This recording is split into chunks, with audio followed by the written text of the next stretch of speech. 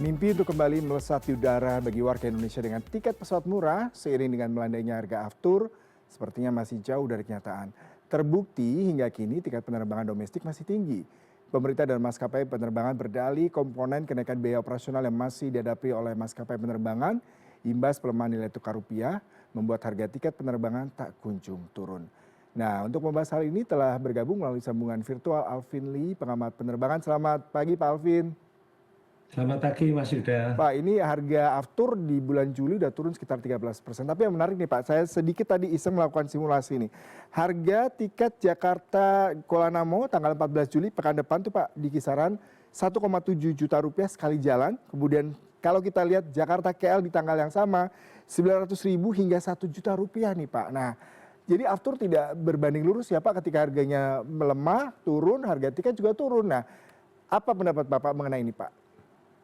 Baik Mas, ini saya sudah mengantisipasi akan ada pertanyaan seperti ini karena di saat harga aftur turun, fuel surcharge-nya sebenarnya sudah turun. Jadi per awal Juli ini fuel surcharge yang selama bulan Mei dan bulan Juni itu 50% dari Iya, tarif batas atas. Untuk bulan Juli ini sudah turun menjadi 40%. Jadi oke. fuel surcharge itu turun 10%. Tapi, nah ini tapi yang harus kita perhatikan, bahwa sejak tanggal 25 April kemarin, PPN, pajak pertambahan nilai terhadap harga tiket itu ditanggung pemerintah. Hmm. Itu berdasarkan PMK 24 tahun 2026, kemudian diperpanjang lagi dengan PMK 43 tahun 2026, sampai dengan tanggal 5 Juli kemarin, Mhm, hari Minggu. mhm, Nah, per hari Senin itu PPN 11% tidak lagi ditanggung pemerintah sehingga dibebankan kembali kepada konsumen. mhm, Nah, ini saya menggunakan contoh yang saya siapkan. Saya mengambil contoh Denpasar Soekarno-Hatta. mhm, Tarif batas atasnya adalah 1.431.000. Itu tarif batas atas nilai dasar tiket.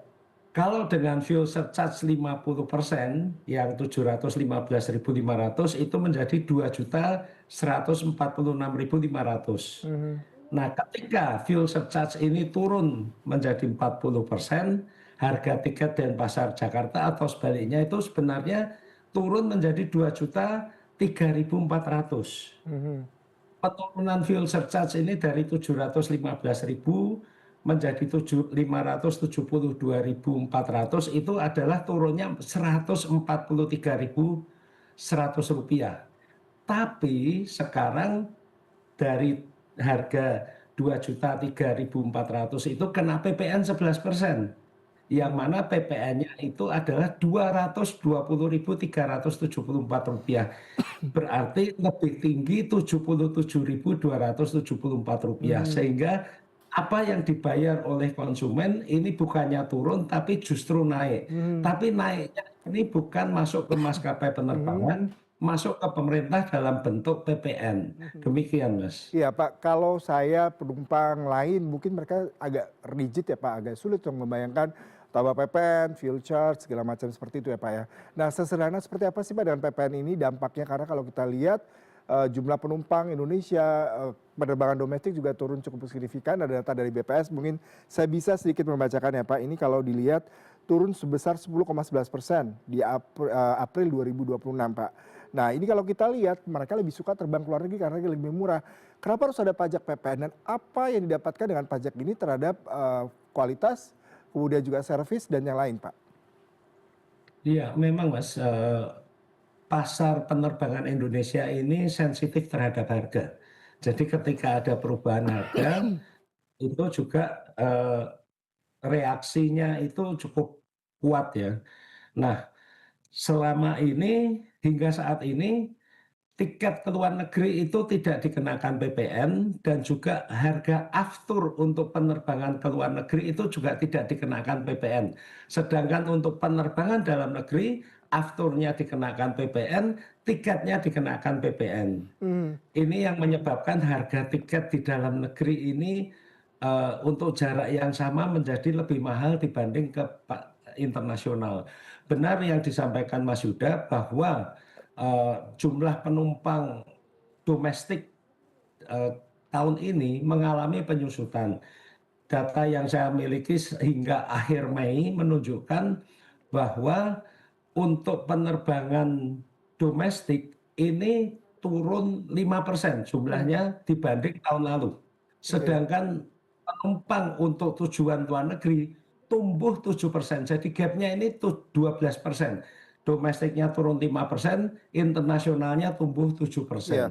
Ini tentunya sangat apa ya, sangat disayangkan.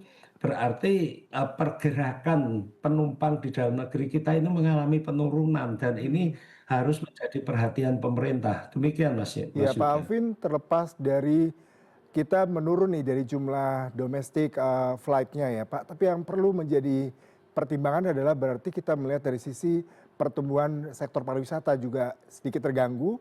Kemudian juga bagaimana ekspansi dari perusahaan-perusahaan maskapai penerbangan ini untuk bisa bertumbuh, Pak. Karena masih banyak jalur-jalur yang membutuhkan penerbangan. Ketika tadi ya, misalkan penumpang berkurang, kemudian harga aftur kemarin dipengaruhi dolar cukup tinggi, sehingga mungkin maskapai banyak memperkecil ya rute penerbangan. Nah itu kan berarti kita lihat juga dampaknya cukup besar ya Pak, selain dari jumlah penumpang pesawat sendiri Pak. Bagaimana Anda melihat ini Pak? Ya, benar Mas. Ini saya prihatin ya terhadap kondisi industri transportasi udara kita.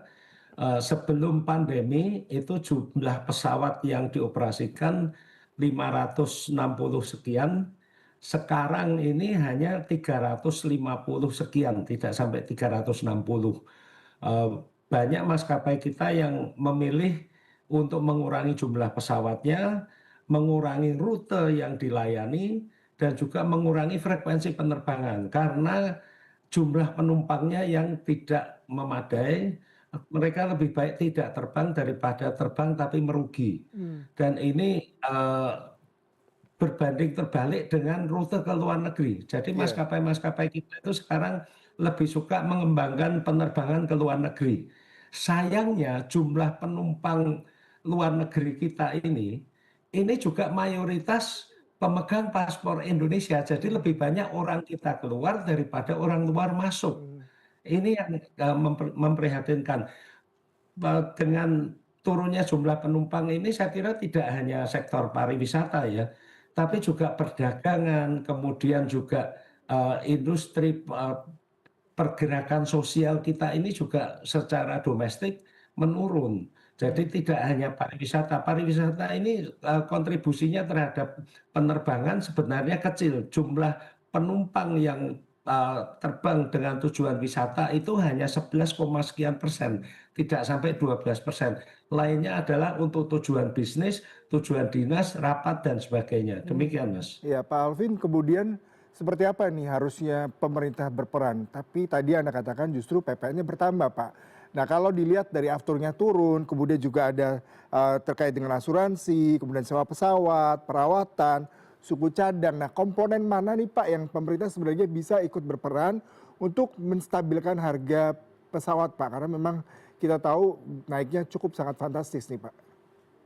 Baik, Mas. Jadi yang sekarang ini sudah dirintis yaitu untuk membebaskan pajak impor. Ya. Pajak impor untuk suku cadang dan komponen-komponen pesawat yang ini bisa menurunkan biaya perawatan pesawat. Hmm. Kita perlu perhatikan bahwa negara-negara tetangga ini sudah membebaskan pajak impor hampir semua komponen dan suku cadang pesawat itu menjadi 0%.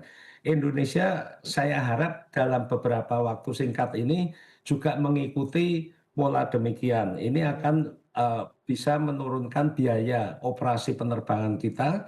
Kemudian juga yang saya harapkan adalah PPN terhadap tiket dan PPN terhadap aftur ini dihapus saja. Kenapa yang domestik ini PPN apa afturnya dikenakan PPN dan tiketnya dikenakan PPN, sedangkan yang internasional ini aftur maupun tiketnya tidak dikenakan PPN. Kalau itu dihapus, harga tiket kita ini bisa turun mungkin sekitar 15% lagi. Ini tentunya akan sangat signifikan bagi pasar kita. berikutnya yang komponen cukup besar adalah nilai tukar rupiah. Karena pesawat-pesawat ini disewa, dipelihara, perawatannya menggunakan barang impor semua. Iya. Sewa pesawat juga menggunakan dolar. Sehingga ketika nilai tukar rupiah ini terus merosot, biaya operasinya tentunya dalam Baik. aspek rupiah meningkat. Mhm. Demikian, Mas.